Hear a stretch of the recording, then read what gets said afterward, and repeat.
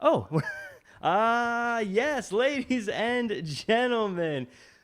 My name is Jack Farmer, and I'm here with Flobo, Boyce, and we are coming to you Woo! live from sunny Southern California. And if we got a show for you, Prove we're it. going to chat all about In Your House. We're going to chat about SmackDown and Raw and NXT and all that good stuff. But before we get started, as always, let me introduce my amazing co-host here with me today, Flobo. Boys, I already said your name once. How many times do I gotta introduce the man who needs no introduction?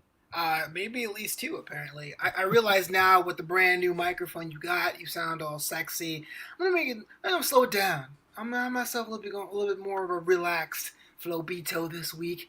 Because I'm trying to get my sexy voice like Jack Farmer. What up, Derrick Fish in the chat? Welcome to Wrestling with Your Questions. I can't do that, I'm sorry. I'm so glad to be part of the show, man. Hey, Sam. Yeah, we've got Sam and Derrick in the chat today as we discuss It is tripping my Siri. NPR. So to get started, gonna start on a somber note. Um, Obviously, what's been going on all around the world, the Black Lives Matter movement has been kind of the focal point, the talking point for everybody all around the world. Obviously, for us as well. AfterBuzz TV has shut down for the week, so we didn't do an NXT show, we didn't do an AEW show, we didn't do any of our other kinds of shows throughout the week. It's been a big talking point. Before I throw it to you, Flobo, I think it's important for me to just say personally, I am a Black Lives Matter guy. I'm not any of the other hashtags out there.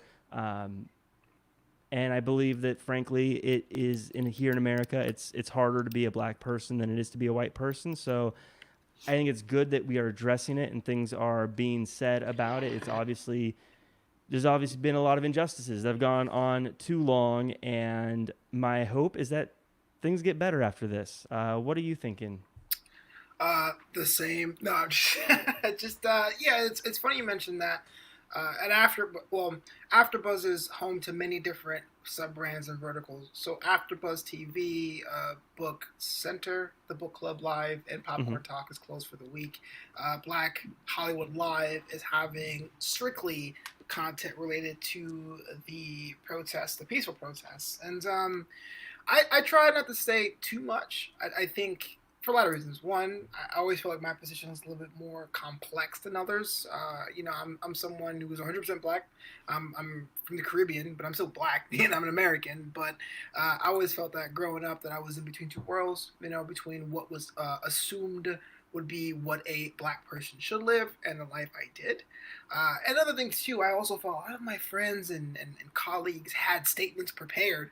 And I understand corporations, but I feel like people had statements prepared. I didn't really have time to reflect. So thank you for bringing it up here, Jack. I won't make things too somber for everyone, but it is different out here, and it's going to be hard for everyone to understand what we want. I mean, yeah, Mm-hmm. there's radicals on every kind of movement. There's radicals resisting, saying we want reparations or we want this particular thing to cross. But I think the majority of us just want to be understood as equals. Now, we're a country that says that all men are created equal. And I really do believe that, but some individuals don't see the differences from others. So as long as more and more people are realizing the playing field is not level, because frankly, we're still Americans. I mean, we still are still grown up in the idea of pull yourself up by your bootstraps. You still pull up. You still put your head down, pay your taxes, be good to your family. No one's quite looking for a handout. It's just more of understanding that yeah, it is harder to do what we want to do. Walking down the street, when I see a police officer, someone like myself, me, Flobo, Flobito, the guy is going, maybe this will be the day I don't make it home. Or every child, when they're 12 or 13, gets to talk from their parents and sits down and says, look, it doesn't matter how good your grades are, it doesn't matter how good of a kid you are, you will be seen as a threat to someone. And hopefully that day will end. And yeah, it's Black Lives Matter now, but that's not to say that Asians don't have their same issues or Latino culture doesn't have the same issues. And a lot of our minorities are struggling to be heard in this country. And if we are as great as we say we are, I think it's a good thing, a net positive, if you will. But most change doesn't come without a form of resistance. So something that as a white person, it's something, frankly, white people, we don't think about it very often. And it's not because we're trying to bury our heads in the sand. I don't think, for most people, obviously, as you said, there's extremists on all sides. But I always look at it like this. I mean, if everyone listening to this, yourself, if we all just take a moment and take a deep breath, we all breathe there. That's great. Yeah. We don't stop and think about the fact that we have air and that we get to breathe, and that, I always say air is one of those things you don't think about unless you don't have enough of it. As a white person, we just always have enough air. It never comes. We never stop and think, man, I wonder if there are people in heavily polluted cities that are having trouble breathing right now. I think like the Flint, Michigan, I always think about how they didn't have drinkable water, but we don't stop, most of us, and go, man, I'm really appreciative of the fact that I have drinkable water. I hope everyone else does as well. It's just, it doesn't come to mind. And so I think that's why when these big things happen, or these terrible, things happen where a police officer kills a black person, that it comes up. And that's why a lot of us go, oh my gosh, this is terrible. We need to address this. It's not because we don't care until this happens. It's that it's not a part of our daily lives, and that's why I think it's important to have these things happen, because it reminds us. And I think what's my hope is with these protests, at the very least, is that it allows us to keep these things top of mind, and that it's always going to be a conversation that we need to remind ourselves. Me as a white person needs to remind myself that, as you said, it is different. It's harder. I remember just a personal story, and the first time I really noticed it, I was out DJing. I was going to go DJ a elementary school field day. It's one of those gigs as DJs you don't go brag about. Exactly. The cool elementary Harlem school Shake 24 hours a day. field day. But, you go and I got to the elementary school, and I pull up around the back to where the field is, and there's a fence with a gate that's locked. And it's just me with a car full of stuff, and one of the assistants that kind of watches the kids while they're at recess is there, and they're like, can I help you? And I go, oh yeah, I'm here to DJ for the field day. And she just goes, okay, cool. And she unlocks the door and walks away, and I have access to this field with all these elementary school kids. Now, I'm fortunately not a scary, terrible person, Right. so everything went smoothly. But I remember that moment, and I couldn't help but think, I bet if I looked differently, I would have been given a bit more of a runaround in that situation. I probably would have been told to go to the front of the school and check in, to get a badge, to have someone walk me over there. I probably would have had a lot more issues, but they just opened the gate and let me in. And for me, that always stuck out as like, that's one of those moments that I think as a white person I take for granted, that that's a difference. And that's where I can say, I know it's harder for a black person in America than it is for a white person. And when I say that, anyone who wants to argue with me on that, or say, no, what about this and that, saying that doesn't take anything away from the work I've done or the difficulties I've done. It doesn't make me less or make my life any harder to acknowledge that that's just a universal truth, I think, at this point with where we are in America.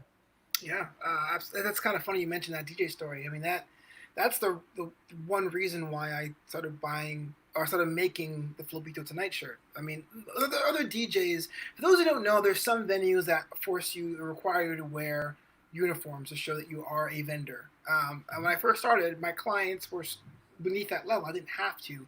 So I even got to a venue that required that.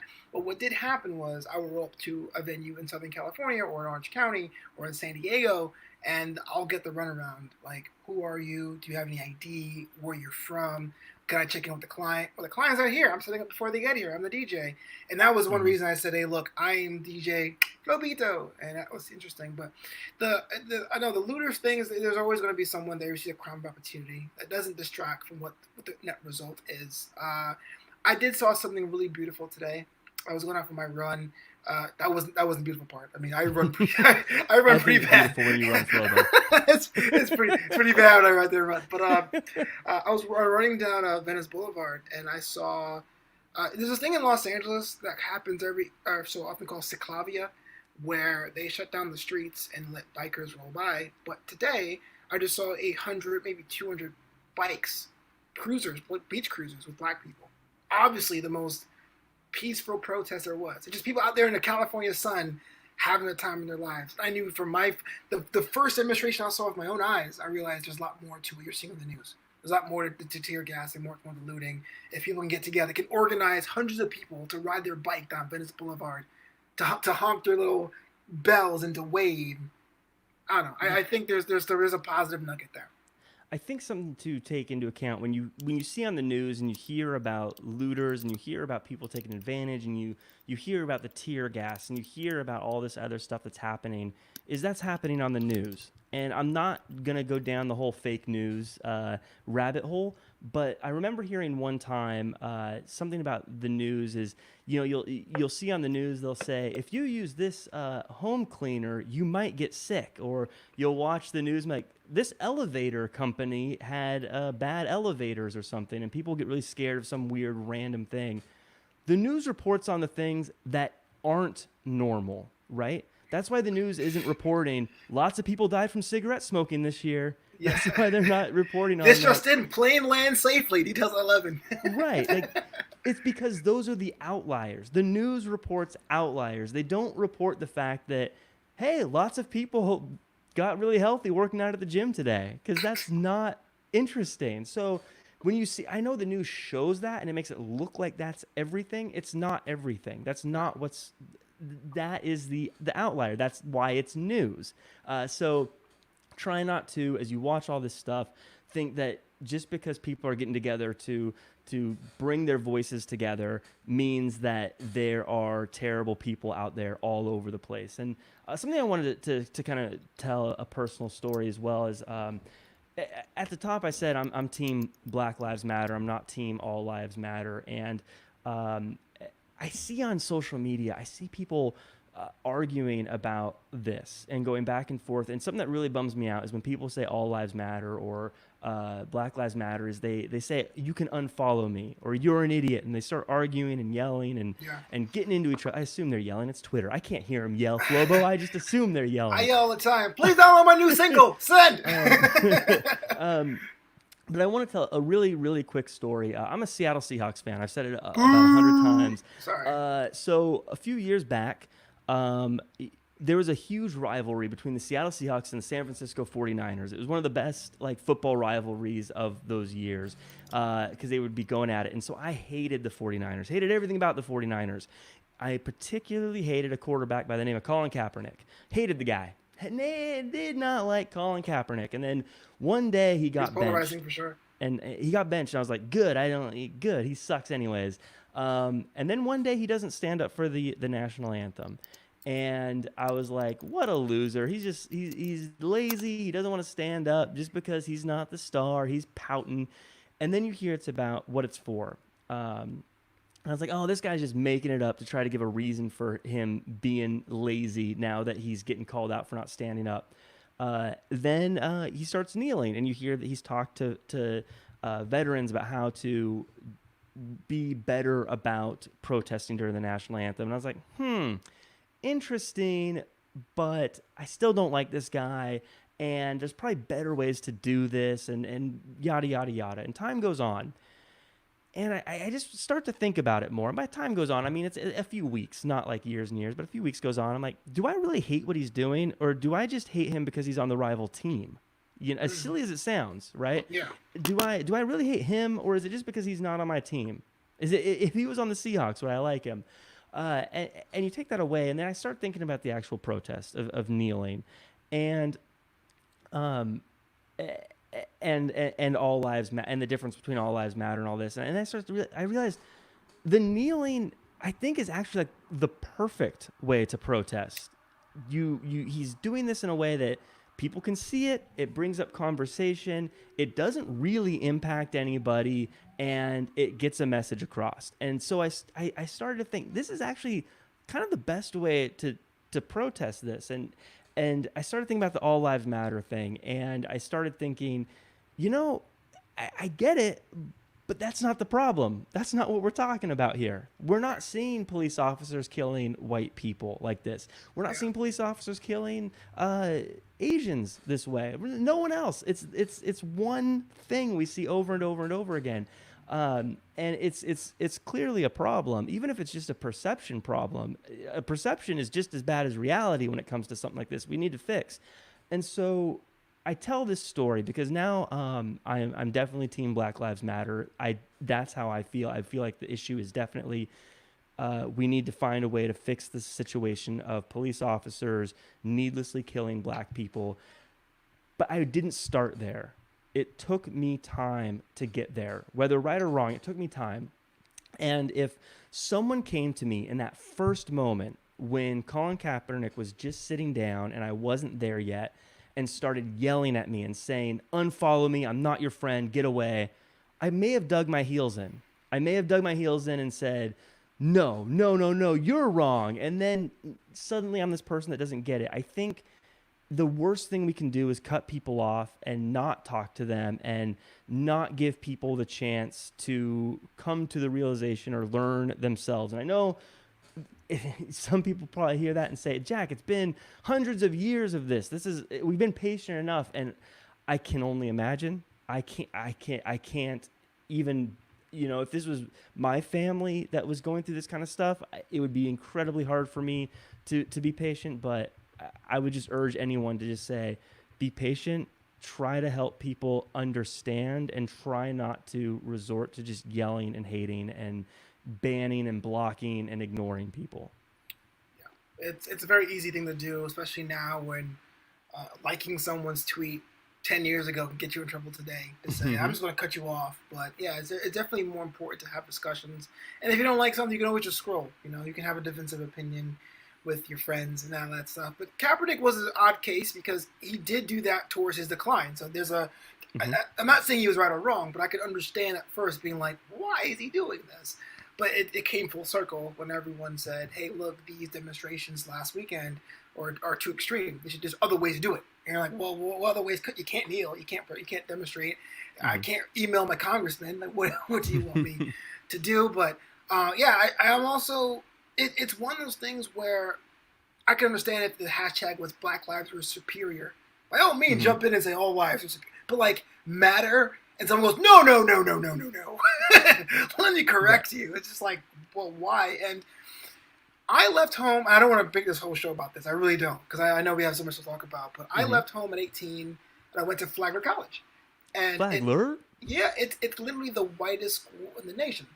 2,000 when I went, it was 2,500 students. 25 of us were not white. So it was essentially a white person in a wheelchair who was considered a minority, myself, and the basketball team. And I learned very young, being from New York, that there are misconceptions of being from New York and being black. And you have to, whether you like it or not, be an ambassador. Lead by example, if you will. So a lot of times you will like to lash out or say that's wrong or that's incorrect. But I learned very, very young that reason is the best way to cross bridges. Now you can sit there and argue and say, it's not my job to educate people about the culture I live in that way. I shouldn't have to correct every single person and be the black police. However, I think that was more effective overall than trying to browbeat someone and say, if you just can't see it, it's your problem. And that's why I tried to not do that thing. But I understand what situations going on. I know people are a lot more spirited than I am, it seems, and no one's really banging down my door for my hot take about the situation. I just hope that we get some progress in this country. So. Well, I always appreciate chatting with you about just about anything and everything. So I appreciate you being here. I guess my final note on it, if you want to add on, you can. But for the sake of moving on, my last thought is, um, in general, I've come to find, at least in the past 100 years or so, the progressive side of things tends to always win, and history looks very poorly on the people who try to fight it. Um, and so I think it's one of those things that maybe I get change is always scary. Maybe I don't know where people are coming from on this, but I think it would behoove a lot of people who are scared of fighting for equal rights or scared of any of this type of progressive talk to really take a look at the way history has been going and look at the way we look at the people who try to stop progression in the past. We look today. Agreed, man. That said, you All want to talk love. about some fun? pro wrestling stuff? Or Well, I mean, that's not over. We can't not talk about this. I mean, whether or not we're going to touch upon The Rock's promo or Jackson Riker's tweets. I mean, it's funny how we look at wrestling as this pop culture niche, but culture bleeds into wrestling and wrestling bleeds into culture because it's all character based. And where do we get our character from? What's going on outside? So hit me, Jack. Yeah, well, you know what? You're right. This segues better this way. I was going to go into regular wrestling, but let's talk about some of that stuff. Let's talk about the Rock's promo he cut. We'll call it a promo to make it light. To lighten it back up, we'll call it a promo about leadership. I tell you what, man, if he ran in 2024, The Rock is getting my vote. I think whether or not it's right, whether or not he would be the best president in the world, I don't know. Don't know what his politics are. Right. But just for funsies, if he threw his name in the hat, in fact, forget 2024. What if he threw his name in the hat right now? He would be a conservative candidate. Win? Yeah, I think The Rock is a registered Republican. I think he could. I think he has that. Really? That blows me away. Yeah, he's a registered Republican. He actually appeared at the RNC a couple times. The thing is, I don't hate the idea of President Rock because he's a man and a half. He's a family man. I'm sure his legacy of being an entertainer is such in the lines of Trump and Reagan. The only problem I have with that is because of Trump and Reagan. I just want someone who's not in the public eye. I want a politician for a couple of years, which is totally like discriminatory in that way. I understand that, but I'm ready for an expert to come in just for a couple of years, rearrange the furniture and then walk away before we get our next superstar president. I always think that when it comes to who I think should be president personally, and not to get too far down the political road, because I'm not the guy to talk politics. If someone who follows politics is here right now, they could probably talk circles around me. But I always say to myself, who's asking the right questions? Who's the person who's asking the questions we need the answers to right now? And I personally look at someone like a Donald Trump. He hasn't asked a question I think we needed an answer to in a long time. But absolutely, now he's not even asking questions. Now, he's not even making statements. I don't know where Donald Trump is. And that is objective. That is not partisan at all. Like, I have not seen one conference with an answer. No. But the point is, I don't really know. I think you're right. I think the world would need someone who actually knows what they're doing, as opposed to just being a great public speaker. But I think The Rock is just so charismatic and so charming and so lovable. I don't know how he would lose, especially considering the options we're going to be choosing from here in a few months. But I like what he said. I think we do need leadership. We do need someone to come out. And I think not just during the social injustice. I felt this way kind of since the nightmare known as 2020 started. It felt like we need someone to be like, to guide the ship. It feels like even with COVID, we've got governors and mayors and presidents and news anchors and everyone else like kind of trying to be the leader, but no one really is kind of grabbing everyone and saying, this is the way things are going to go. This is how we make things right. This is how we're going to adjust to things. I really felt like The Rock nailed it by saying we need leadership. Yeah, the line that the $1 million line, I just looked it up here, was the we must become the leaders we're looking for, which is going to be his tagline if need be if he runs for office. It's funny you mention that because yesterday was June 2nd, and that was my election day last year, where I ran for a local office here in town. So it was a whole year already. June 2nd was the voting day. And by June 3rd, the end of June 3rd is when I got the results that I came in dead last. And no one cared about me. And that point on, I would say I would never run for public office again. Because I saw the worst of it. I saw everyone trying to jockey for position and link up and pool funds and war chests and local interest groups. And I'm like, dude, this is like a 3 square mile strip of land in LA with 40,000 people. What's up with this? But then I saw The Rock's video. I'm like, maybe I should run again. So I don't know, man. I don't know. Well, maybe you should, because I think you would do a bang-up job of it. It reminds me of the old George Carlin line where he was talking about politics, and this was back in like the 70s or 80s or 90s. I can't remember how long ago it was. It was George Carlin. It was a long time ago. Pretty old. But he was saying maybe the public quit complaining about politics is their best we can do. This is the best we got. This is it's our fault they're there. We're the ones that keep putting them there. Yeah. But someone who got a little political, Jackson Riker, supporting the president in his tweet. Uh-oh, the cops coming after you? They heard. Yeah. They're like, Jack is supportive of Black Lives Matter. Let's go get him off the air. Redondo Beach. So he posted a tweet in support of the president, and then he added his catchphrase, the wrestling catchphrase, "Forgotten no more." Oh God. Now, I think that I don't know if this was an intentional trying to be a character online, and that's why he threw the catchphrase in. I don't know if this was just his actual belief and he added it in there for whatever reason, but he got massive backlash on it. How do you feel about wrestlers? We always love it when people use their platform to speak on things until people say something we don't agree with. Is there a double standard here? How do you feel about Jackson Riker? Yeah, so I was of the camp of like Ricochet and Ali, and that is, had he just said what he said before the catchphrase, I would be disappointed because it doesn't agree with what I believe in. But I can understand that. He's a human being. I mean, you have hundreds of people on the roster. You all can't think the same. I'm like, oh man, like I know. Like I said this in a couple of episodes ago. I know Tommaso Ciampa is Blue Lives Matter, but I'm still looking forward to his match on Sunday. I just know personally I'm not going to follow him on social media. That's my right as a fan of professional wrestling.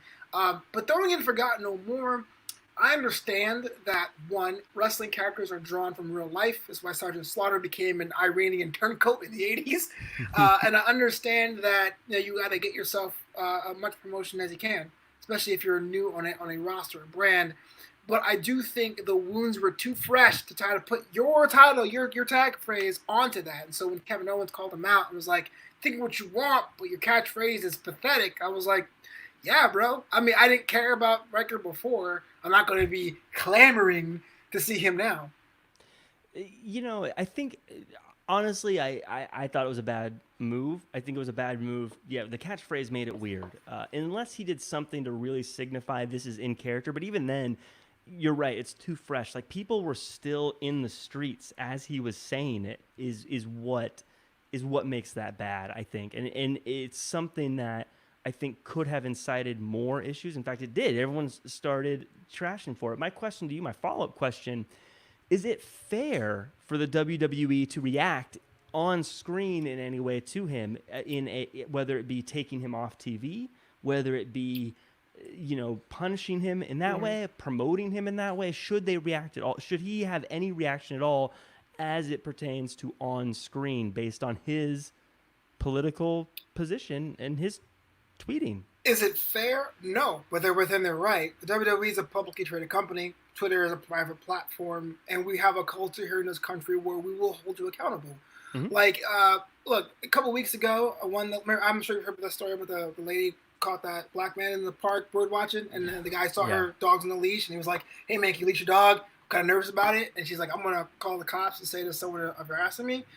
She got dragged on social media. I laughed. I liked a couple of Karen tweets. I thought it was kind of funny. But then when she got doxxed and they went after her employer and got her job removed, people say they're within their right to do that. I personally wouldn't have gone that far, because just because you're a jerk doesn't mean you shouldn't work, especially now we're in a global recession. But yeah, we set the precedent now that whatever you say on a social media platform can come back to bite you on that platform and in your life outside that platform. So if Jackson Riker knew all that and it was going to go forward, he has to assume the risk that his employer can say, hey, we're benching you, or stay home a couple weeks. You know what I mean? Like, I think that has to come with making that post. It really kind of ties into what we were talking about last week with what JD had said about Alexa Bliss and how it's an interesting world in entertainment where everyone wants you to have a hot take. Everyone wants you to say something that's going to be shocking and engaging and get clicks and likes and retweets and comments and all this other stuff. But if you say something wrong, we have to all say, hey, that's fair. You lost your job. Get out of here. At the same time, it's a little unfair. I disagree with Jackson Riker, but at the same time, kind of going back to what I said at the beginning, I think we would be better served to open up the conversation with him, and if he's proud of Trump, I mean, that's his call, and maybe, he's not necessarily wrong for that. I don't want to make it sound like we need to convince him that Trump is terrible or anything like that. I still don't know what Trump has done to be proud of, but I mean, he hasn't even finished the wall yet. Come on, folks. I'm still waiting for my bridge and tunnel plan myself. Those jobs in coal are not coming there along Iceland either. Yeah, I don't like what's the thing he's knocking out of the park right now. Some people say the stock market, but I guess when you steal from taxpayers to bail out people in the stock market, of course the numbers are going to go up. I live in a van under the bridge, but my portfolio, aces.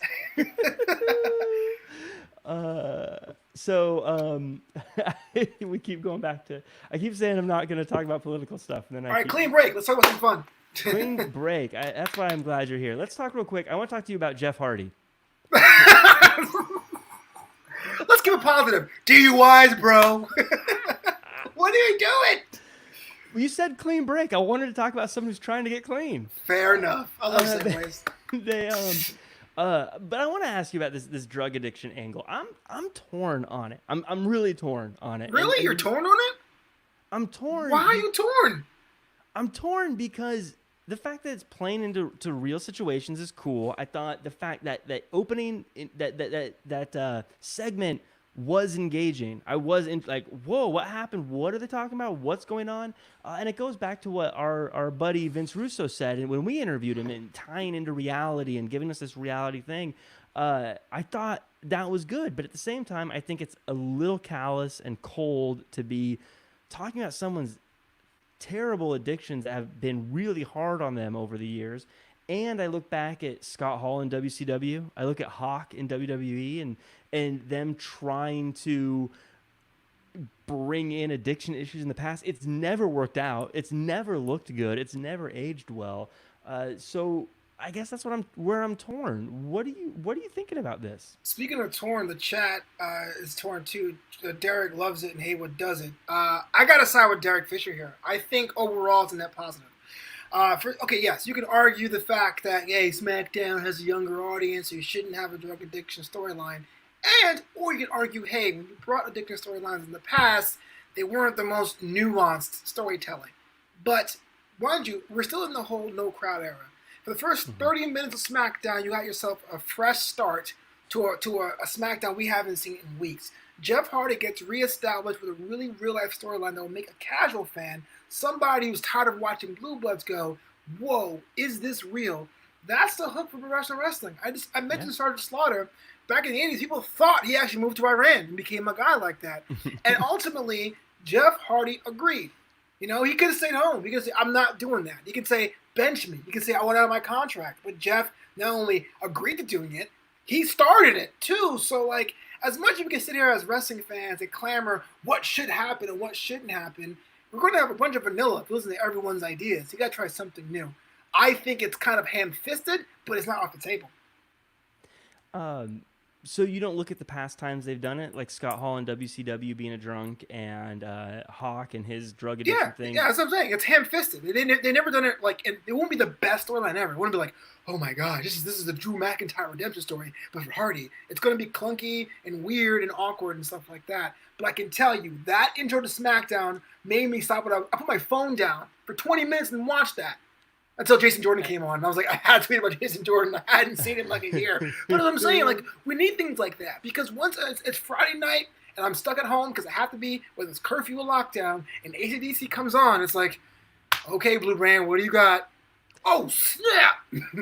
Yeah, I want to hate it because all the things I said, and that's why I keep pitching these different angles or these different reasonings why we should hate it. But yeah, I was spellbound. I was totally locked in, totally into it. So whatever the negatives are, you're right. It's got to be a net positive because also it felt like Jeff Hardy was just going to do another older legend coming back, working with some mid-card guys, going over a few, going under a few. But man, I was spellbound. I loved it. I'm all in. Look. They have The Fiend. They have one of my favorite heels in wrestling right now, Baron Corbin. I haven't been into it in weeks, and you know because we texted about it. I've Yeah. not been into it. That I was into. I was into. I really was into it. I'm so into it, and I think they nailed it. I think they nailed it completely. I wish I didn't feel that way, but I do. I do. Watch it ruin it this Friday. Like, oh, I was so great last week. That's what as it is right now. They probably will, but I've always been the proponent of live in the moment. Just enjoy what we got. Don't project too much, because if you project, you're just setting yourself up for failure. Just enjoy it. I enjoyed it. I thought it was great. Advice for life. Something else I think is going to be great is Matt Riddle getting called up to the blue brand. You know, like a few months ago, I thought that Raw was loaded with all the best stars, but SmackDown getting AJ Styles, getting Matt Riddle. First up, just how do you feel about Matt Riddle coming to SmackDown? Interesting choice. Matt Riddle is a perfect example of somebody who I absolutely hated when he got signed. You can go back to run the tape, go back to the archives and go, I like his moves, but I don't like him. And the fact that he doubled down and was just comfortable being himself, it was like you can't argue with that. SmackDown does need that middle upper card face. You know, it can't be Elias because he's not on TV often enough. Matt Riddle has an MMA background that you can do more profiles and backstage things with, the whole Fox relationship. It's kind of a strategic pickup. I think he would have better matches with the Raw roster, but really, like, Matt Riddle and The Fiend sells a pay-per-view. Matt Riddle versus Seth Rollins sells a couple links being shared with your friends. You know, right now. It can change in a couple months' time, but I think it was a perfect signing for Fox, and I hope Matt Riddle actually has a good run. Yeah, so since we discussed the Raw show, we're on the Raw after Buzz. I wish he came to Raw because I want to talk. I'm a huge fan. I'm with you. When he first came to NXT, I was like, this guy, ugh. But then I fell in love with him. Now I'm all about it, bro. But I think SmackDown is the best spot for him. I think SmackDown is where he belongs. I think he's going to do great there. I think the way they do their storytelling there and the other people he gets to work with are going to be amazing. I can't wait for him to have a feud with AJ Styles. I think they're going to totally tear the house down. And this is where the WWE gets it right. Mark it down. We never give the WWE credit. We never say they did it right, but this is where they did it right. Everyone wanted Matt Riddle versus Brock Lesnar a year ago. Everyone wanted Matt Riddle versus Goldberg a year ago. They're going to bring him to SmackDown. They're going to build him up. They're going to give him a fan base, and then they're going to give us those matches, and they are going to be exponentially bigger than they would have been had we gotten them when we thought we wanted them. I'm with you. I think Brock sees that. I don't think Goldberg will. I think Goldberg's like, no, I would not touch that guy. I think once you show Goldberg the money, he will. I think once you show him the sack of cash with a dollar sign on it. I think, well, Goldberg needs $3 signs, but yeah, right. Basically. It's like that Yelp rating, $3 signs. I think I've never met Goldberg in my life, but I just get the feeling that he's one of those guys that, like, if the other guy is famous and if the other guy is going to bring him a lot of money and make him look good, then he's cool with it. But he does not want to have a match.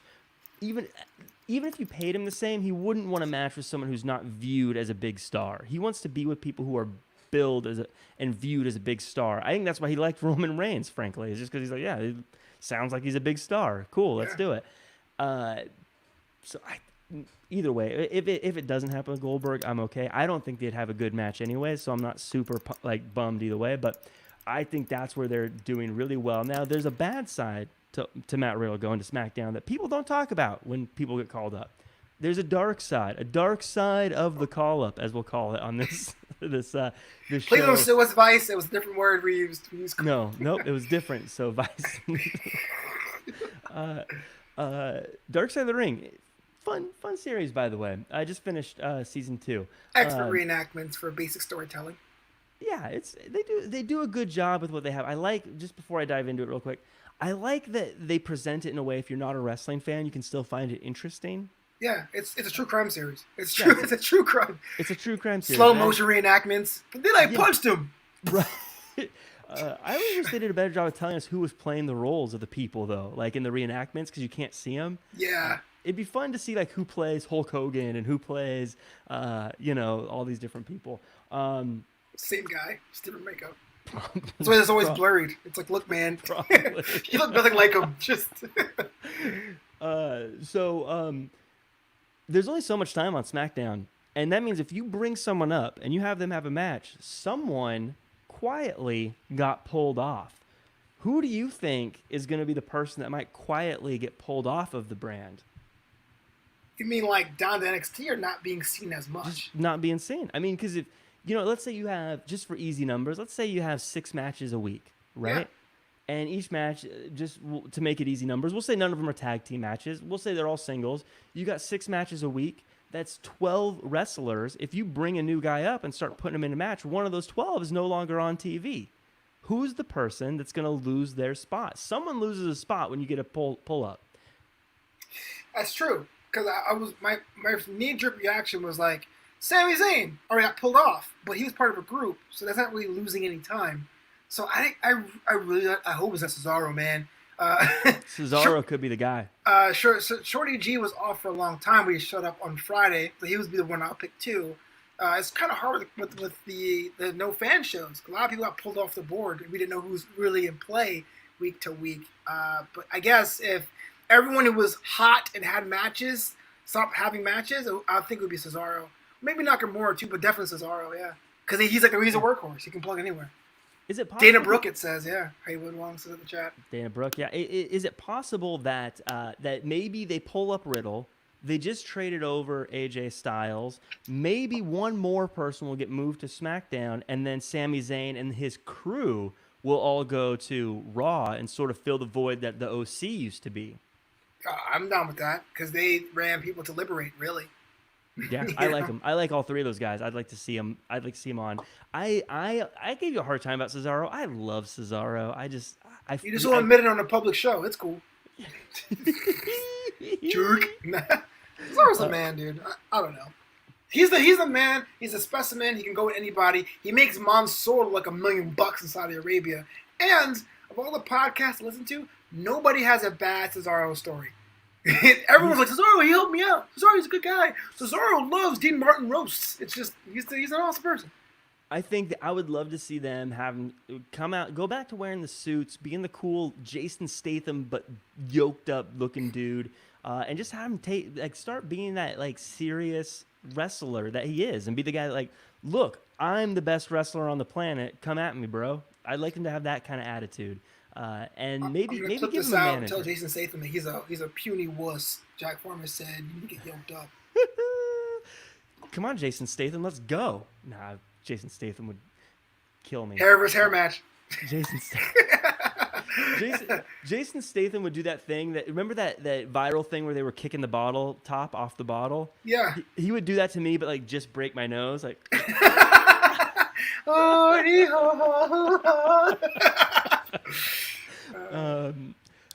So just mentioned the idea of one group moving to another show, but that leads me to a group that's probably been the most consistent group in all of WWE for a long time, the Undisputed Era, and Adam Cole reigning in his first birthday, his first anniversary as being the NXT champion, a full year. I want to just kind of reflect on the fact that this guy's been the champion for a year. Does it feel like he's been the champion for a year? Yes. I don't think so. I feel like he's been champion forever, because every other title has changed hands a bunch of times in that year. He feels like the elder statesman, which is really weird because he's like 30. I still feel like it's too soon for him to lose it. I still feel like he's...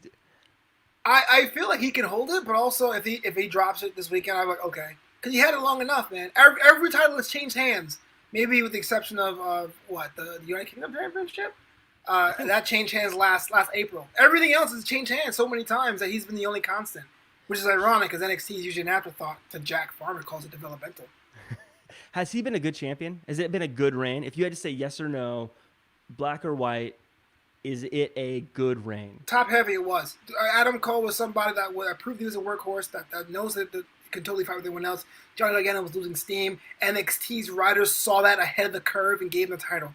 Undisputed Era were an absolute force. Adam Cole saved SmackDown and Survivor Series last year, but I don't know if it was because the Undisputed Era had all the belts, so NXT storyline writing was kind of like hands were tied, and then the coronavirus. But the last 3 or 4 months have been pretty weak. So I feel like it's a top-heavy run. Overall, I would say yes, but it's not as strong as that started off as. I think he's the greatest NXT champion of all time. Really? I'm gonna throw it out there. I think Bo Dallas disagrees. Okay. I think I look back. Look, I look back, man. I look at how he hung in there during Survivor Series and that whole run, and taking on everybody, taking on all challengers. I look at like the War Games matches. I look at his matches with Tommaso and Gargano, and every match he has is a barn burner of a match, and every match you're always like, is he gonna win? Like, there's still that intrigue that feel like, comparing it to, and no offense to these two, comparing it to Drew McIntyre and Bobby Lashley, I have no doubt Drew McIntyre is winning that match. Drew McIntyre is gonna retain. Every match Adam Cole is in, I'm like, I don't know, is this the one? And so there's always intrigue in every match he has. They're always amazing. They're highlight reel amazing, meaning we could see Ciampa taking him off the top of the cage in War Games for years to come in highlight videos. We could see his matches all over the place. I think he is the best of all time as the NXT champion. And Haywood, I love you, but I'll even put him above Finn Balor. I disagree. I made fun of Bo Dallas saying he was the best NXT champion, but he's really the worst. I would say Balor's number one with a bullet. Balor came at the right time to redefine what NXT was. Because we were talking about this today during text. I feel like NXT has 3 different eras. It was 14 and 16 were like Riddick Moss and Trentino Sabatelli were around, that weird high school vibe. There was the Prime era. We're talking, that's when Samoa Joe was down there, Finn Balor, the rise of Bobby Roode and all those guys. And then the modern era now. Still great, still held the curve, but not as good as that Prime. And Balor held that title. He really defined what NXT was to a brand new audience. Adam Cole has the days, no doubt in my mind. But if you're asking right now, NXT champion, who I associate with, it's got to be the Prince. Where we will meet in the middle, Flobo, is I think Adam Cole is the best of all time, but I will agree that when I think of the NXT champion, I think of Finn Balor, if that makes sense. Common ground in this country? No, I'm just kidding. Timely? No, I'm just fine, fair enough. So let me ask you this, just in general, the future of Adam Cole. Do you see him? I know I want to say Bebe every time. It's like a literal struggle to not say Bebe after. Well, Evan does Mr. Bebe on the bump every week. I'm Mr. Bebe, let me ask you a question, Mr. Bebe. I was like, he's gonna kill you. Even when I say Britt Baker, I want to say Bebe afterwards. Bebe, go ahead. Yeah. I say go for it. I just don't do it because I don't want to make it sound like she's just his girlfriend. She's more than that. So I don't. That's the only reason why I don't do it, is that I feel like it might be disrespectful, so I don't do it. But in my mind, I always want to say Britt Baker, Bebe. But just in quick, like, what do you see in the future of Adam Cole? Do you see him retaining for a lot longer? Do you see him losing to Velveteen Dream? Do you see him getting called up? Do you see him being like a Ciampa that's like a lifer in NXT? What do you just briefly, kind of, what do you see for Adam Cole going forward? Look, a lot of people make fun of Adam Cole's size, and he is a star in NXT because NXT fans understand that it comes down to your work rate, your fighting spirit, whatever you want to describe it as. The problem with Adam Cole right now is that if he goes to the main roster, that's right, I said main roster, I'm talking about Raw and SmackDown. Mm-hmm. The non-developmental. Whatever. There's going to be no way to reestablish him without him coming off as a derivative of other characters on the roster. Because his promo skills are going to get compared to Seth Rollins. His work rate is going to get compared to Drew McIntyre on the Raw brand. He goes over to SmackDown, he's the size of Daniel Bryan and Drew Gulak and Shorty G. He will get lost in the shuffle in different ways on both Raw and SmackDown. So even though it seems the best, he's going to graduate to the main roster, why do that if he can still be the guy on the souvenir cups in the production truck in NXT? That has a lot more value. Now, Adam can say, I want that money. I want to go on the road. I want to do it my personal development. I've earned that spot. Give me a shot. Great. But if I was a Phantom GM and all things were equal, I keep him on black and yellow. Do you think he's done all he can, though? Like, I think back to Aleister Black when he was the champion, and when he lost, it felt like, okay, he needs to leave. He's done everything he can do. Like, if Cole loses the title, what's next? Doesn't he just go for the title again? Like, isn't he kind of stuck at that point? It's funny. We never ask these questions about, like, Undertaker and Kane, right? You won. What's next? Look, I think this version of Adam Cole is done. I think the Undisputed Era has run its course. I love it. I think it's cool.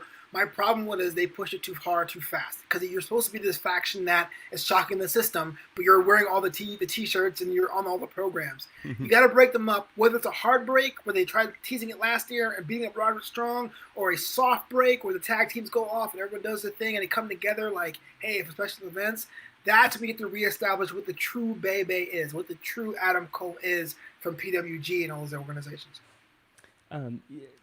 Yeah, I think he's talented. I can't wait to see what he does. I'm excited to see whatever happens to him. I do think if he goes to the main roster, they're going to need to be very careful with how they use him, because I think, especially as he debuts, that we're going to need to know he's great. I think if he just comes in and has middling rivalries, it's not going to go that well. But yeah, I think he's great. He's one of those guys that you can doubt, but then you give him a shot and you go, oh no, he's actually amazing. I'm going to keep on loving him. Let's give him a conga line. Huh? Let's give him a conga line. Hey! That's never failed. Funk is on a What if we make him a Viking? Oh, jeez. He loves golf. So now NXT, obviously, you used to only get it on the network. Now they're offering a free version of the network, and I'm gonna be upfront. I don't know the differences between the free version and the paid version at this point. What are your thoughts about them treading into this like free network world? Is this like, hey, cool, maybe I can start getting this for free? That's always good. Or is it like, do I really want to pay for this if I can get it for free? Do you think it means this is them selling off the pay-per-views and them sort of getting us ready for the free version because they know we're not going to pay for it if we don't get the pay-per-views? I don't know much about it, so this is all speculation on my part. What do you think from what you know so far? I don't want to kill all our live viewers here because I can get really nerdy about this because in my past career, I was a marketing professional. There's a whole concept between what they call entry-level products and Halo products, right? So a Halo product, for example, let's say you go to a Ford dealership and, you and the missus and the 2.3 kids, which is a weird image to have, a 0.3 child or whatever, walk into Ford and you want to get a good car, a Focus or Escape, because it's a compact car with a back row for your kid. Ford knows that. They know that you're going to get the Escape, but they put the GT40 right in the front. Like it's cheap. But that GT40 is $80,000. The reason being is going, oh, wow, this brand makes such high-quality things. Maybe some of that performance, maybe some of that quality trickles down to what I have. Other digital brands have done this before because we have a strict paywall and say, look, you got to buy to see it. A lot of people go, like hell I do, and then go elsewhere. How many times have you been scrolling on the internet looking to see what's going on in the world?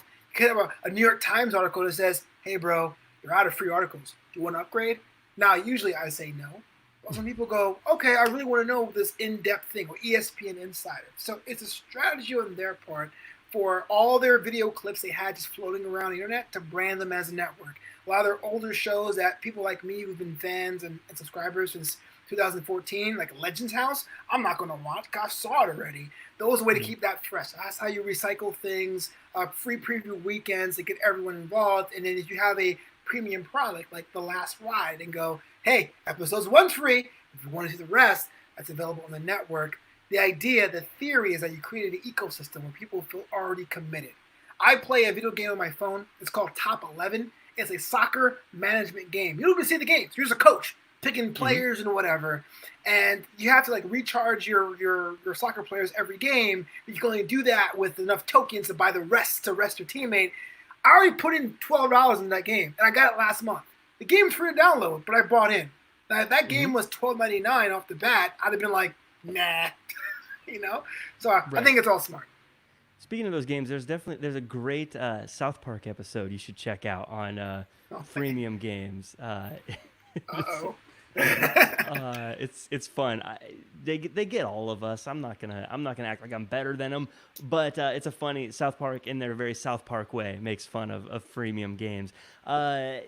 I had a funny thing I was thinking of. Watching the Viking Raiders and the Street Profits, them bowling and axe throwing and golfing and stuff. Would you ever be interested in a WWE show, maybe on the network, watching wrestlers compete for real in different various things? Would you watch a bowling league of wrestlers just for funsies? Oh, yeah, absolutely.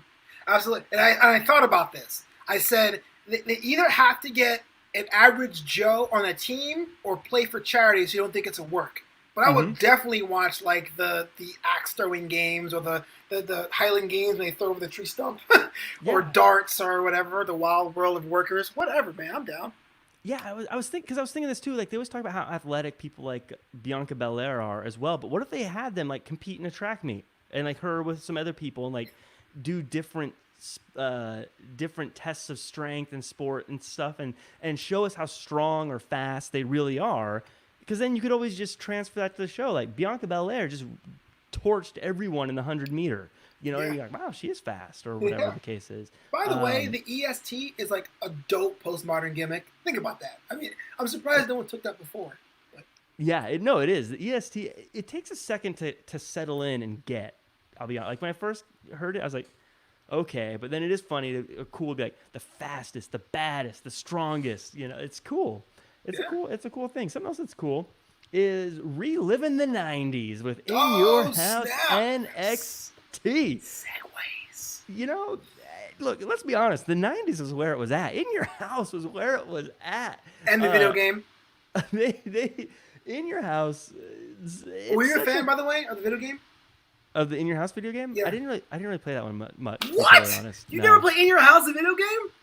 No, that one. Sorry, I'll cut you off. So, hold on, Jack. Still listen. For those of you who don't know, right? There were wrestling games, and we all love wrestling games. But in the mid '90s, there was a game called In Your House where WWE was trying to ape off Mortal Kombat. So they were in a ring, but it was a fighting game with like symbols and shit. So now Whoa. What? Expletive. Fine. I'm sorry. And apologize. Wait, we're not on iTunes. It doesn't matter. We don't need to worry about the No, tag. we don't. This We don't. Yeah. All right, Miss Undergaro. I must have rented that game like 10 times. So that's the whole point. I rented a game. The most I've ever rented a game was for that game. Okay. I played it. I just didn't. I didn't like play it a lot. I think I played it. It was at an arcade, wasn't it? They had the opportunity to play it at an arcade, if I recall, right? Yes. Yeah, I think that's how I played it. So, anyways, I'm glad that In Your House is here. I hope they play it up big time for the with the '90s theme. I think it'd be fun if they do a lot of stuff like that. But I want to go through and get your thoughts on the matches. Won't spend too much time because I know sometimes predictions are fun, but sometimes they start to drag on. So let's start. Mia Yim, your new best friend, Mia Yim.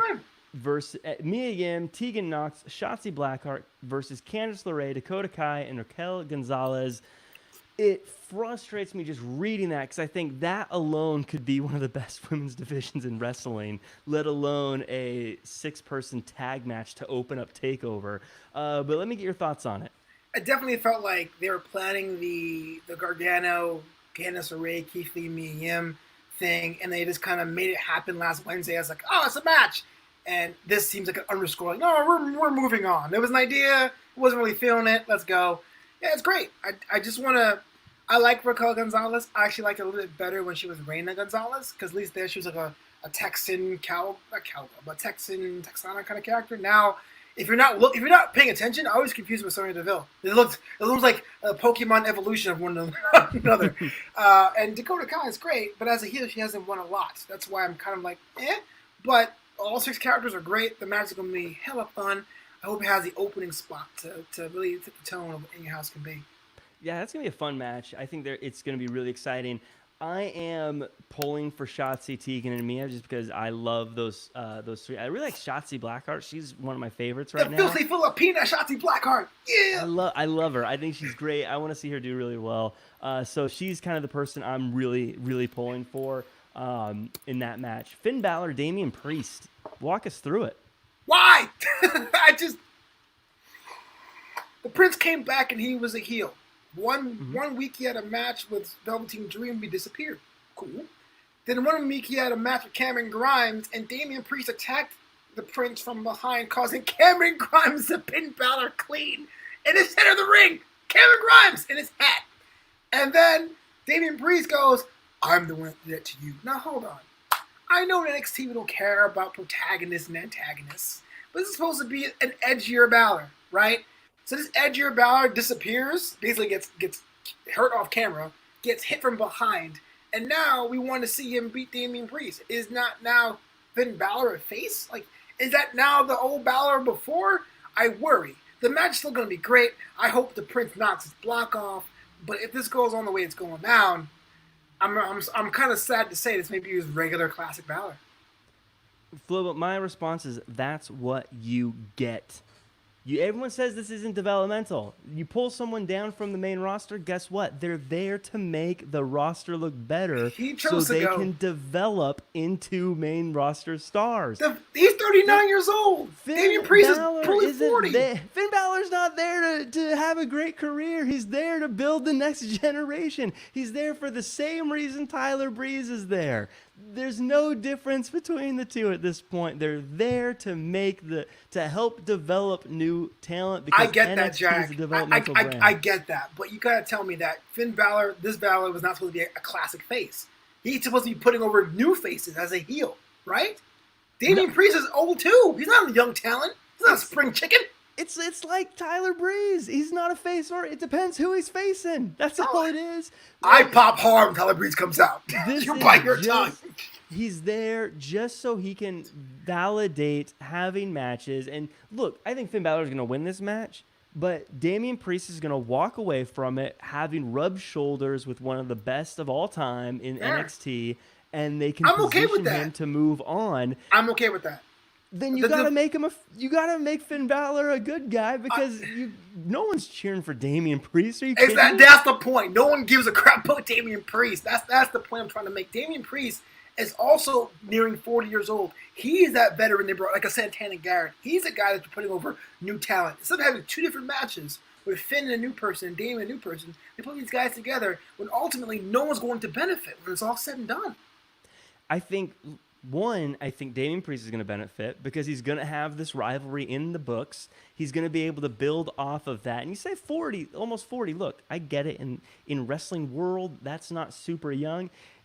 It's not super old anymore either. I mean, if he was able to parlay this into a solid 3-year run, that is a good solid run. 3 years is nothing to laugh at.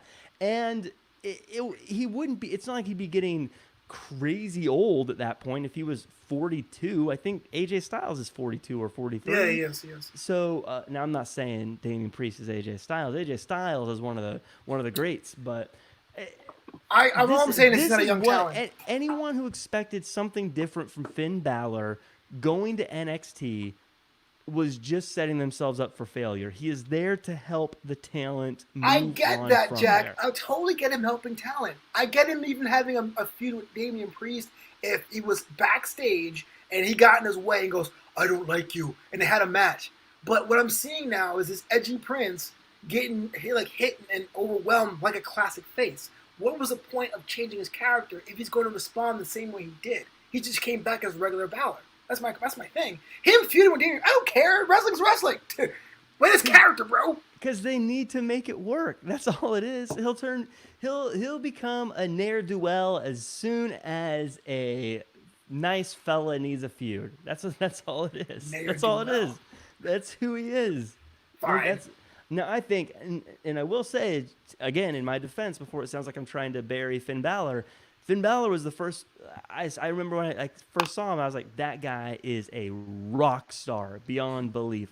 He is such a star. I think they could have done so much more with him, but we are where we are at this point. North American Championship, Keith Lee versus Johnny Gargano. What do you think? They're going to give it to Balor. They're going to give it to Balor, guys. Gargano. And I think Keith Lee should vanquish Johnny because this is about the size of it all.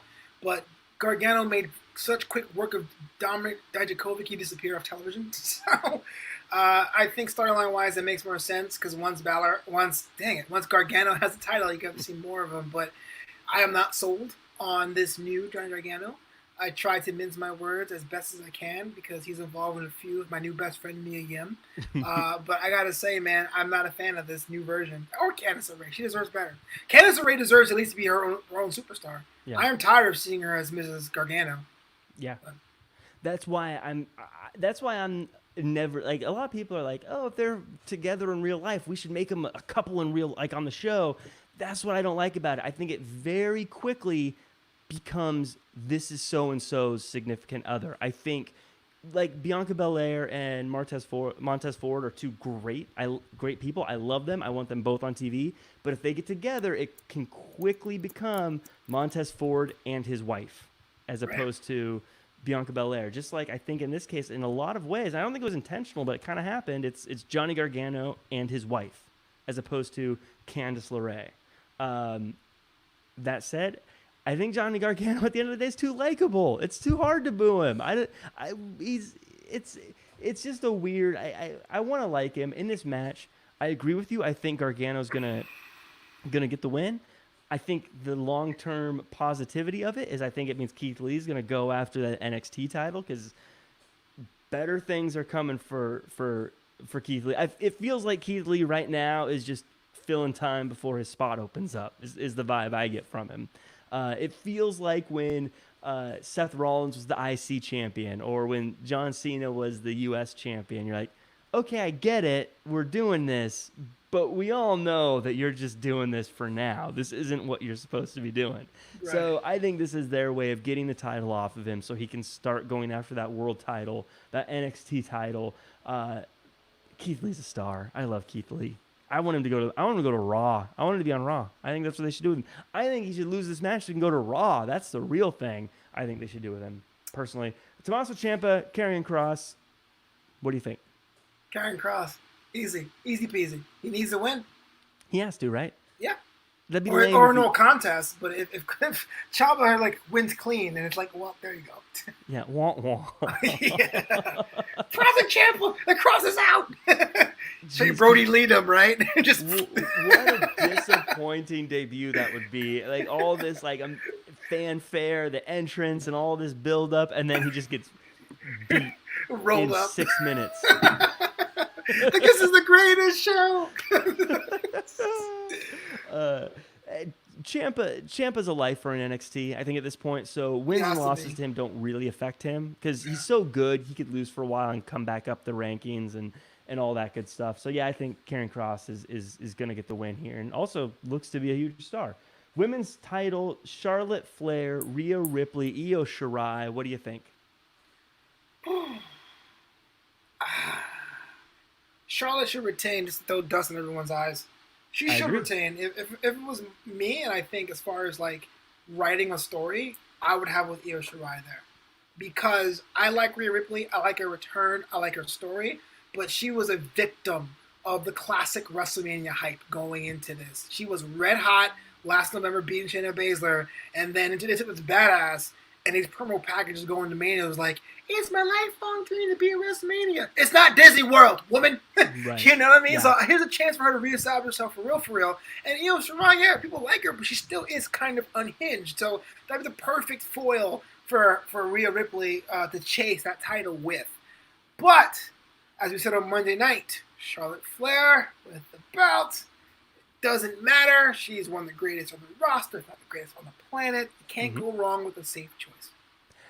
I think you nailed it. I almost have nothing to add, but just so it feels like I'm contributing some, I will say... Put my name on the top. Right.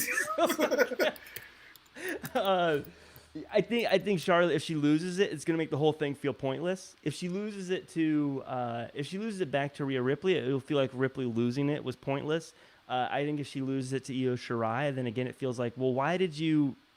I don't know. It just feels like the whole thing's pointless. I feel like they're still doing more with what Charlotte's doing right now. I don't think Charlotte's going to have a long run, but I don't think it ends just yet. Io Shirai, I agree. She would be so fun to see as champion. Io Shirai's so good. She's so good. Man. She cut a promo underwater on Wednesday. Underwater! Come on! Good. And her music is sick. I love her entrance music. That might be, I always forget it, but like everything about her is so cool. She's got that.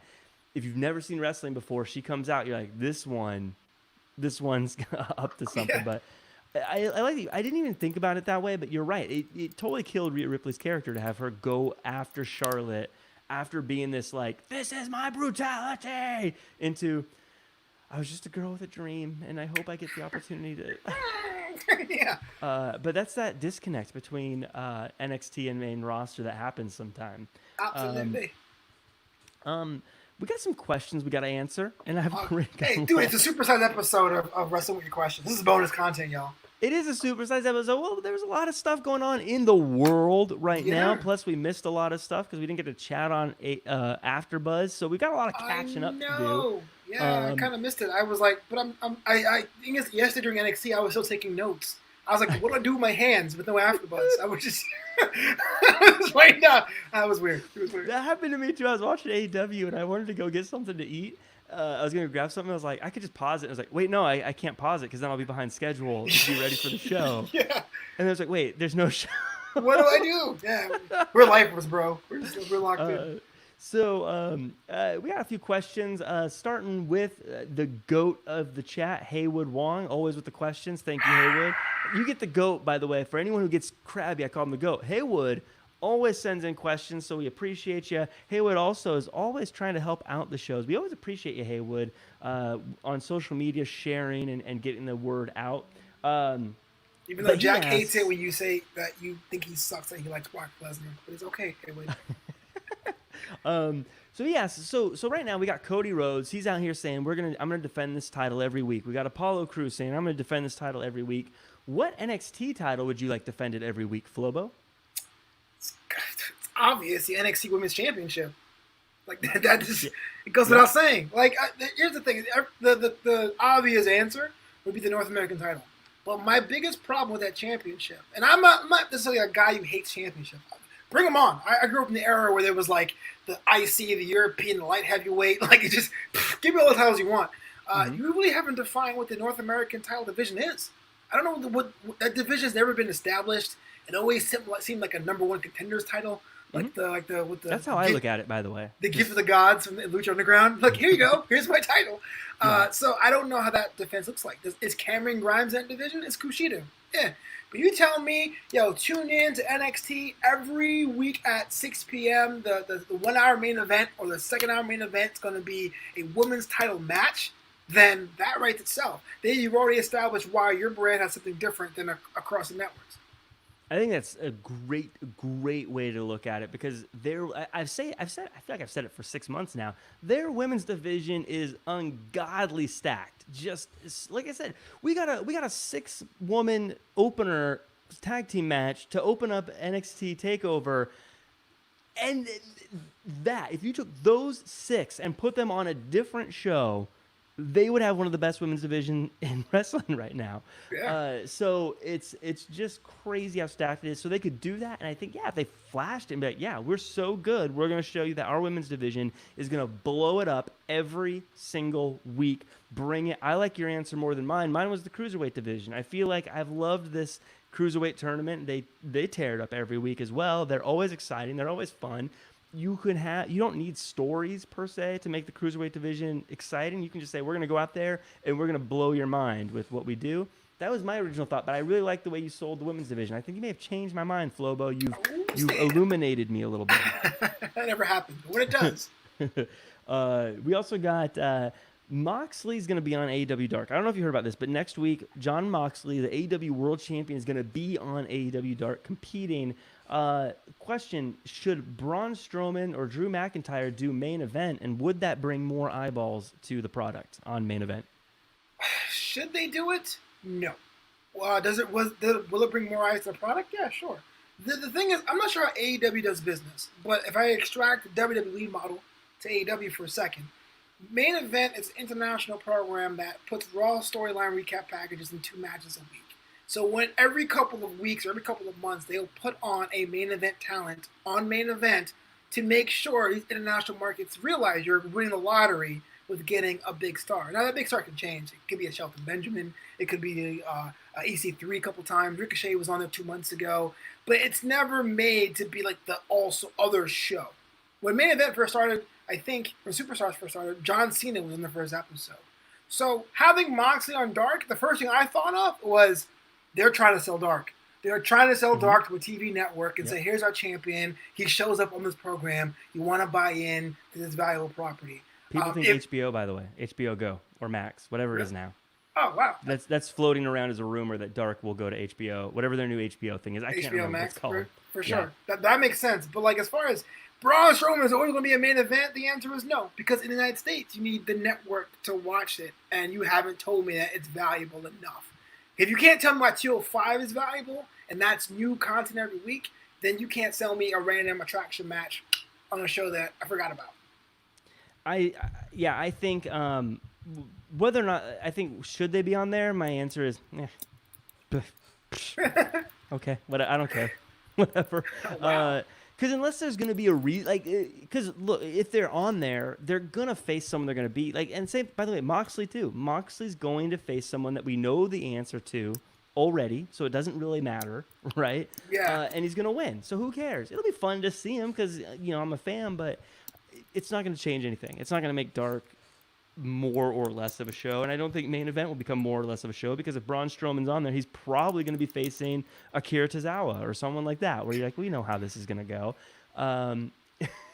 But will it get eyeballs? No, I don't think it'll matter. If he's on there, cool, but I don't think it changes the world one way or the other. You have to have things that impact storylines on there to get people to tune in, and even then, it's going to be a really big uphill battle. I would rather see him on NXT.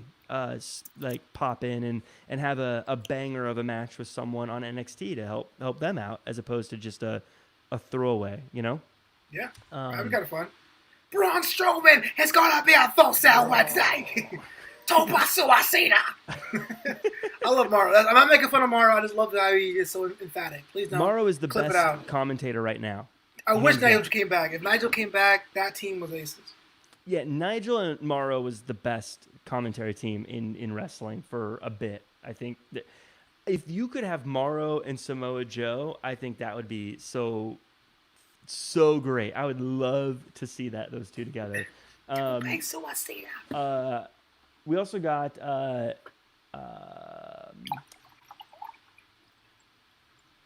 I lost my place.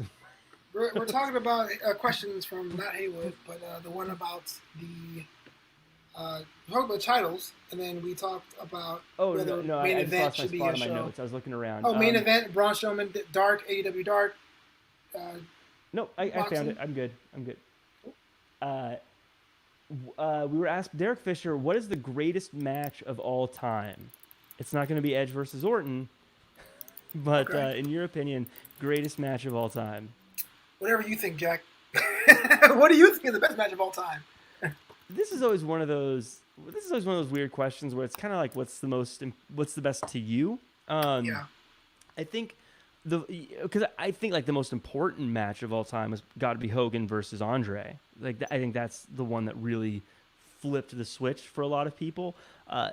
For me, the first match that I watched, that I was like, this match blew me away, greatest match I've ever seen in my life, was, and I'm going to sound old here, but it was an old ECW pay-per-view match between Rob Van Dam and Jerry Lynn for the ECW TV title.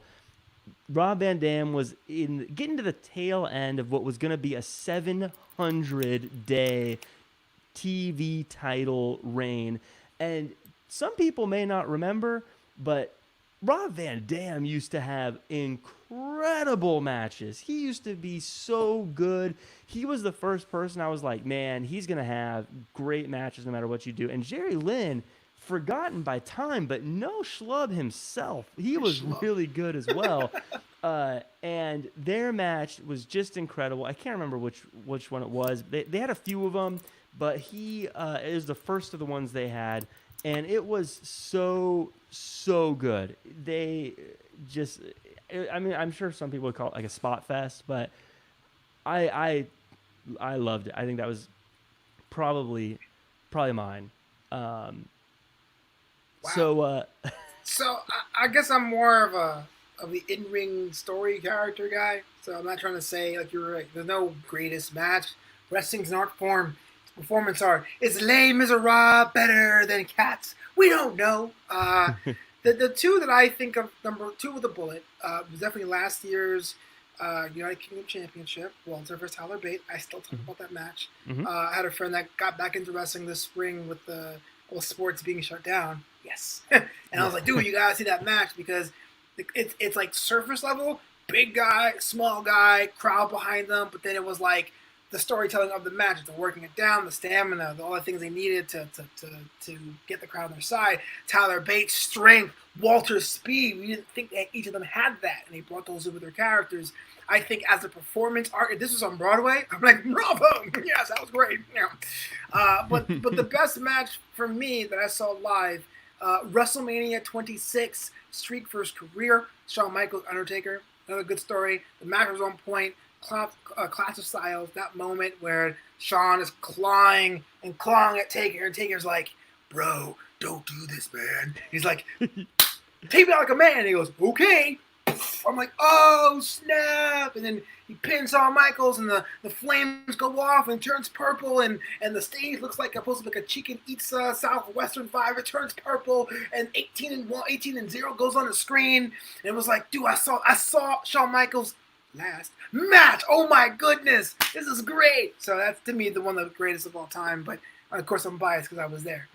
I still think that I still consider that his last match. I give some people some. I know things happen after people retire, but I don't really count that as. I don't count the Saudi Arabia match as against his last match thing. Just like I consider Ric Flair's last match to still be in WWE. I don't count any of the TNA stuff. Fair. But, yeah, I got to say, I think on paper it's probably one of those Shawn Michaels Triple H matches. Not Shawn Michaels Triple H.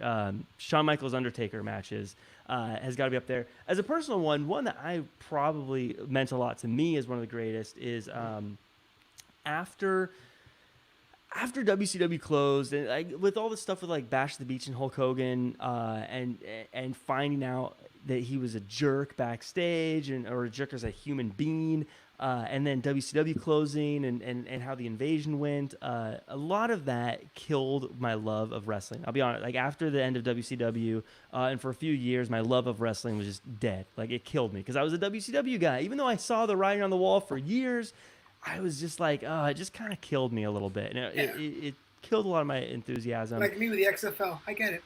Yeah, no, just probably, yeah. Like if they came back, there'd probably be a part of you that's like, I don't know. There's talk about coming back in August. I'm like, I don't want to be heartbroken again. And so I hated Hogan for a while. I still, we won't get into the conversation about the man, but the character. When he came back and to the WWE with the NWO, I was kind of like, oh, it's whatever. The NWO, like I kind of like. I'm always been an NWO guy, so I was like, oh, that's cool, the NWO. But then his match with The Rock, that to me blew life and reignited the spark of love of pro wrestling for me. Just that whole match, the way the crowd was into it, the back and forth, him hulking up against The Rock and stuff. I totally became a fan again, and it to me that if it weren't for that match, I probably would never have gotten back into pro wrestling. So to me, that match definitely means a lot. WrestleMania X8, that's a good one. That's actually one of the top ones of all time. I do remember I felt bad for everyone who went after them. They should have closed with that match. You never know. On paper, I'm like, well, it's Hogan. Yeah, that's fair. That's true. That's like as it's happening. If you're going after, who was out? I think it was Jericho and Triple H was the main event. I believe so. Yeah. You got to be sitting there going, man. That was a lot with Triple H, I think. Triple H goes, are you kidding me? I'm the game! But at the same time, like, what are you going to do? Tell Hogan and Rock to not be over with the crowd? That's all they've ever done. Can you do more drop toe holds, bro? That would be my finisher, by the way, the drop toe hold. When I was in wrestling, back with, he's now Josh Towers, but back with Christian Rosenberg, we used to have these meetings right before the show would start, and our promoter, who since passed away, John Ian, he would get mad if you were like number 1 or number 2 in the match and like doing like suicidas and hurricanranas. Like, don't blow the crowd. They only paid $5 for leave. Yeah, it's that's all the stuff that people don't appreciate when it comes to booking a show. Speaking of booking, I want to ask you a question that I've had on my to-do list of questions to ask you for a little bit, because it's one that still is relevant. Yes, Jack, I'm single. Tell all your single girlfriends that I am single. Holler at me on Tinder. So, ladies, if you're looking for a guy, I'm the one. Flobo Boyce, he's single and ready to mingle. We have. I want to ask you about Kofi Kingston. And Okay. this is something that's been rattling around in this old brain of mine. I loved him going for the world title. I love the whole story of him being the underdog and kind of fighting for his chance and fighting for his right to become the champion and earning that shot and then winning the title and being the champion. But did him becoming the world champion ruin the New Day? Because now they're still entertaining, but doesn't it feel a little bit like they're slumming it in the tag team division? Don't they feel like they should be doing more than they are? Didn't now that the bar has been set up there as world title, main big storyline on the show, people, doesn't it feel like they've just kind of like they're just they don't hit the same anymore, do they? They don't slap. They don't slap like they used to. I think the 1-2 punch of the pandemic and Xavier was his injury. Xavier was his injury. Kill the New Day. Because what made the New Day cool for two things. One, it's good for kids. I know we hate talking about kids, but all of us who are wrestling fans were kids at one point. I always say this. I was so into Tatanka. He danced and he had blue trunks where everyone was wearing black. I bet as an adult I would hate Tatanka. But having this group of 3 friends that look a certain way, able to have some fun and be a unit and do well, was the appeal. When Xavier went down, this wasn't Big E going out for 6 weeks. When Xavier went down, Kofi had to go up and shore up that division. The New Day act was way too good with the Bootios and the podcast and all that to put on the shelf. So yes, your answer is right. I think now if you look at it objectively, it slummed. But if, let's say, Xavier was healthy, it wouldn't be as hot as it was in 17 or 2016, but I do think there's a chance to have computations and saying, all right, Kofi and E are in a match this week. Xavier and Kofi are in a match this week. Hey, Kofi, you can have this IC title match and still say, hey, I'm the former world champion. Big E, you're the former NXT champion. Xavier Woods, you have a trombone. and make that still like a mini promotion within themselves. I feel like Kofi and Big E need to be feuding with Braun and The Fiend. I feel like that's where they need to be right now, because that's where the bar has been set. That's what I think. Anyways, I still think they're entertaining. I'm not saying take them off TV.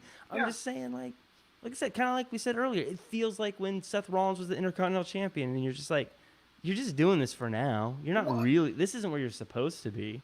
But look at SmackDown's tag team division, and that's something, of the 3 brands, it's the strongest division. But Miz and Morrison are kind of together, just hanging out. The Usos can't work because one of them is injured. The New Day is actually the only cohesive idea, so they're the champions. So, I mean, it's kind of hard to say. It really is. But do you need to be able to work? You can still be injured if you're the Usos to go bowling and to play golf and to throw axes, right? Yes, because that isn't going for weeks upon months. I want to ask, this is a little segment. I have a little segment I want to throw by you. And everyone who's listening, everyone in the chat, anyone who sees this, please comment and let me know if you like this segment, and we'll continue it. But I had this idea. I want to play it. And then I'm going to ask you, the way it works is this is going to be called Would They Make It in NXT? And the idea of this segment is I'm going to give you a name. I'm going to give you the name of a wrestler who didn't go to NXT, who wasn't a part of NXT for whatever reason, whether it's, most of them are going to be from before the NXT time. And what's going to happen is you're going to tell me based on what we know of NXT, right? It's faster paced. It's longer matches. It's nowadays you got to have a scripted promo. All the things that make NXT work. Would this person, if they debuted in NXT, would they have worked? Right? So I'm going to start with the first name I'm going to use is the person who gave me the idea. It was based on a comment that Edge said. Edge said he was talking about EC3 and EC3 not being that good in his NXT run. He said EC3 didn't have a good NXT run. He said that doesn't matter. Some people wouldn't be good in NXT. I don't think John Cena would have made it in NXT. So I'm asking you, Flobo, in your opinion, if instead of walking out and challenging Kurt Angle to debut, if John Cena instead came out and challenged Dominik Dijakovic, would John Cena have gone through the NXT system and been successful in NXT? Or would he have been like a Lars Sullivan or an EC3 or someone who is talented, but maybe just not a good fit? Do you want a quick answer? Or do you want me to draw it out? Hey, we're already at a half hour. Whatever you think Yeah, is this best. super sized episode. The answer is no. There's absolutely no way. Because if you watch the Ruthless Aggression documentary, John Cena didn't even make it to WWE. He came out hot that night, and he was lounging as being really, really lame and really, really vanilla. It was only when Stephanie McMahon overheard him freestyling on a bus he got a chance to do his gimmick. Stephanie McMahon does not oversee NXT. So that didn't happen if he was down in Orlando trying to make Blue Chipper John Cena work. So the answer was no. There'd be no way that no one would give him a chance. So this is weird, and we're gonna have to warp reality a little bit here. What but the? imagine the John Cena we knew as the hustle, loyalty, respect John Cena.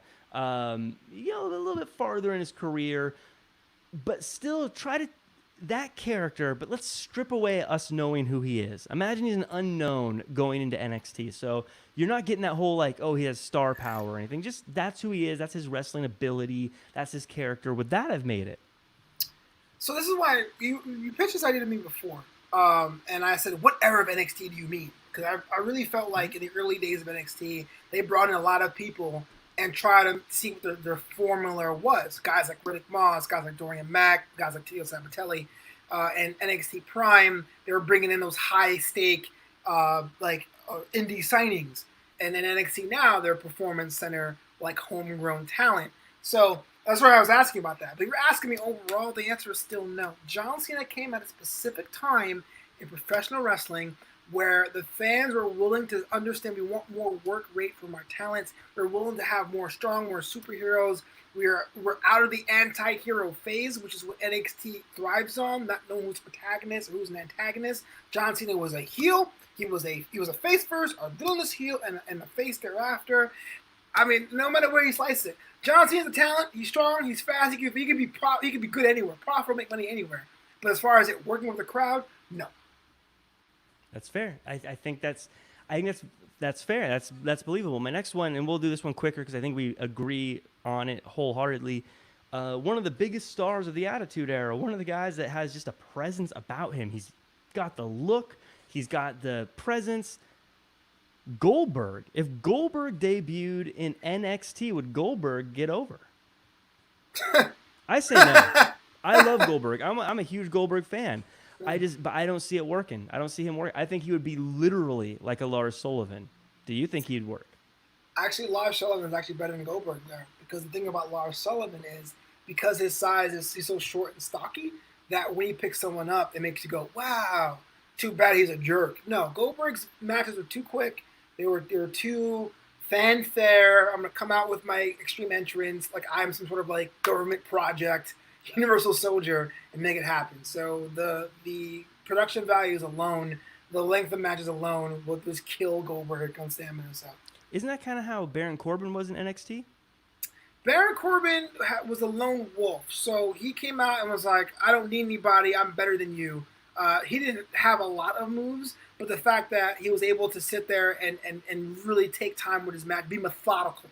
So you don't have to be super kicking all day long, but you can't have 9-second matches either, which is what Goldberg's forte was. Right. Okay, now the last one, and again for time will be a little quick. How do you feel? And we're going to go back a little bit. Ricky the Dragon Steamboat. What are your thoughts on him if he was an NXTer? Ricky in his prime? I say when he debuted on TV, if that was the Ricky Steamboat that debuted in NXT. Yeah. No. Ricky Steamboat would not have made it, and it's not his fault because he has a look and he has a moveset, but the wrestling craft has moved on, right? And I do think that he would be lacking the character depth. He would be like a Kushida, somebody who is a living legend who can like stretch you out, who can hit you hard in the face, but when they come out, they go, something's missing. And I love Kushida, but I feel every week I have to like defend him. I feel every week I've been defending Steamboat. No, guy, he's really good. You saw that match of Savage 30 years ago or last week? So my answer is no, but he's a very close no. I think Ricky the Dragon Steamboat would be one of the greatest NXT performers of all time.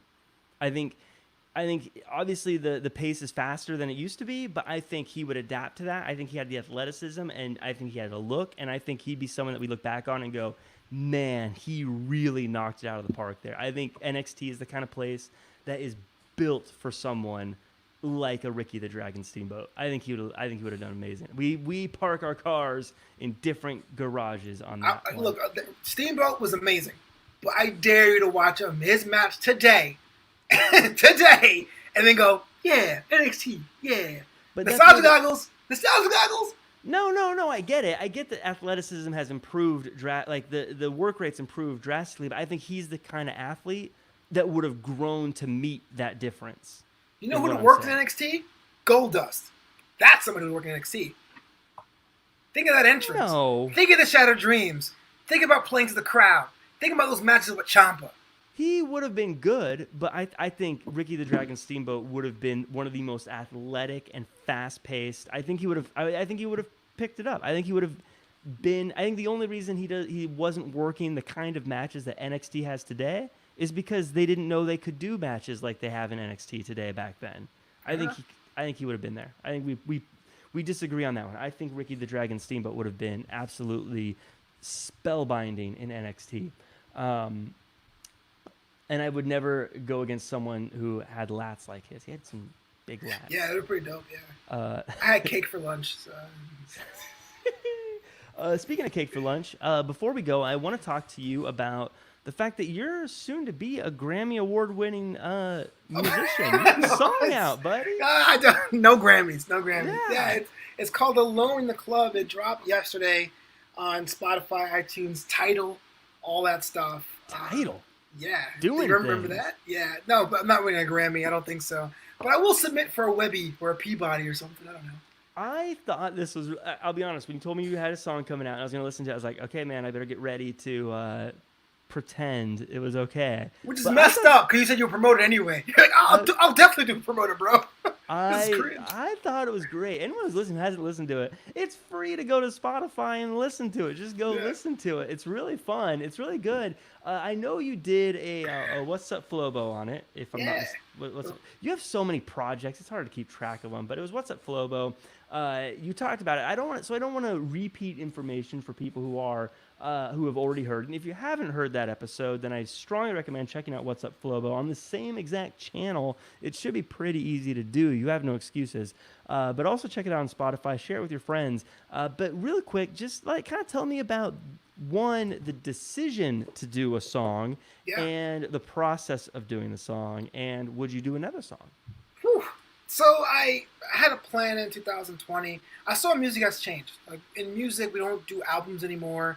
Like either you're dropping mystery albums like Beyonce or you're coming up with singles. So I told myself in 2020, every 3 or 4 months, I was going to go and do a new 10-minute set in a club somewhere and record that as like an ongoing comedy single or whatever. And so in January, I had 10,000 life coaches. And I was due, but in March, I came home one day, and that was it. Whether it was curfew or lockdown or quarantine, I was stuck inside my house. And so as a comic, I couldn't do that. But then you start feeling, man, I'm kind of in my own feelings. I'm bummed. I can't holler at girls, really. I'm like virtually hollering at girls. I went out and I rushed out and stocked my fridge in my house because I thought we were going to be in survival mode, but I didn't have all that much money, so there was like Vienna sausages and canned corn, you know what I mean, like grilled stuff. So like the bar is stocked in my crib, but I feel like I'm just sitting on the couch. I got the prime seating in this empty room with no one to hang out with, and I was like, man, it'd be kind of cool if I had a way to like express that, a coronavirus song without actually saying coronavirus or the quarantine or lockdown. So I got a song. I got a producer from Fiverr. We went back and forth. And Jack, I talked about this on text. I had a really tough time with the song, with the music. And I had to like write to the music. But yeah, it kind of came together in 2 weeks. And then one Friday afternoon, you guys can't see this, but this is my closet. I actually went in here and actually recorded inside my closet for Alone in the Club. So it was kind of a fun adventure. So, are you coming out with some? Has this been a good experience? Are you going to do it again? It was a lot more positive than I thought it would be. I was afraid to tell people about it. Not so much like, oh man, what if they don't like it? Because frankly, I pulled the trigger. I can take criticism. I was more concerned about people thinking that I'm a rapper now. So if you notice, I was like, hey man, I got a song. It's a comedy novelty song. Check it out. Let me know what you think. But the response has been so positive, and people have been asking to collaborate. James Lott Jr., who Haywood Wong thought that he would produced it, was like, hey, maybe we should probably get back another song together because we did a song earlier this year together. And I was like, I'll think about it. So I've gone from being like, hell no, one time only thing just to get me through the virus, the pandemic. But now I'm like, maybe it might be something I got to add on to. I didn't know I could rap that fast because I had to fit my verses in that small little spot, small little spot in the song. So we got a question from Haywood, and he asks, now that you're making content for Spotify, which artists would you like to do a song with? Who would you like to collaborate with in a dream world? I think I touched upon this a couple weeks ago, but if French Montana and I got in the track, that'd be pretty cool. Yeah, because he's smooth as silk. Yeah, he's done pretty well for himself. He's got he's got some bars. Yeah, he got bars. And he kind of goes between like the soft, like the ladies stuff and the hard stuff and the baller stuff, and it's kind of cool. I would probably, if I could collaborate with anyone, it would be like Earth, Wind, and Fire, and we would do a group dance song. Okay.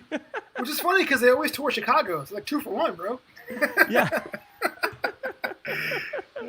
I think that's going to do it for us. We've gone way over. It's been a long episode. We started off with some serious talk. We got a little silly near the end. I appreciate your time. Guys, you really do yourselves a favor. Check out the song if you haven't. And support in the easiest way possible. Share the songs with your friends. Just hit share on Twitter. Please. That's all you got to do. You got to do. Or just play the song in the background while you're doing other things. Just keep playing the song. Yeah, just play the song in the background. Shout out to our sponsors, as always, StreamYard, for doing this for us. And also, please leave a like, comment, subscribe, share, 5-star reviews, all that good stuff for this kind of stuff. Folks, Flobo, tell them where they can find you. Man, you can find me all over the place. So here's the deal. I'm going to give you guys some exclusive news, right? I was telling this to Jack last week. Because I always say, hey, you can follow me on Twitter at Boyce or on Instagram at Flobito. And my entire life, I've been trying to get Flobito on Twitter, but the guy who owns it won't give it to me. But I realized at Boyce on Instagram was free. So I took it. I'm not sure what's going to be there yet. It's still there. Be my friend on at Boyce on Instagram too. I'm going to build that up. Flobito.com, new content every Wednesday. What's Up Flobos right here on YouTube, Monday, Wednesdays, and Fridays here on YouTube. And during these times, I asked if you could support a creative. You do it so in 2 ways. You can buy a t-shirt or a mug or a hat or a backpack or a travel mug, also a travel cup, also at flobito.threadless.com. And if you want to see bonus content, like I got next week on my podcast, New Amsterdam Radio, I'm interviewing the controversial firebrand Jim Alexander. We're talking about the AfterBuzz situation. We're talking about what's going on in Hollywood. It's going to be a special 2-part episode. But if you're a subscriber to Patreon, you get the entire interview unabridged. So please, patreon.com/FloboVoice. That is a huge announcement. That's gonna be an interesting one. That's one I want to go check out. I want to see what's said. I have a feeling it's gonna be controversial. If I know Jim for anything, it's that he likes to let people know how he feels. He doesn't. I like to put some frosting and sugar on top of my opinions so they're nice and safe for everyone to enjoy. He likes to give it to you dirty. So it's going to be a good show. I definitely want to see that. Real quick, this is Rest with Your Questions. I have a question for you. Flobo, if you had to have Kevin's haircut from The Office for the rest of your life or be a foot shorter for the rest of your life, which would you do? Oh, man. I'll wear hats. Yeah, okay. Yeah. Talk about, like, I didn't know being 6 foot tall was, like, the key to so many girls, dude. I don't know why that's a big deal. But like, if I'm 5 foot tall, I'm getting no calls on the dating apps. So I will totally wear a hat from now on. That is a good answer. My name is Jack Farmer. You can find me on jackcfarmer.com as well as that real Jack Farmer across all social media. You can also check me out on the WWE Raw After Show and the WWE After Show on AfterBuzz TV. And until next time, folks, do your best and be yourself.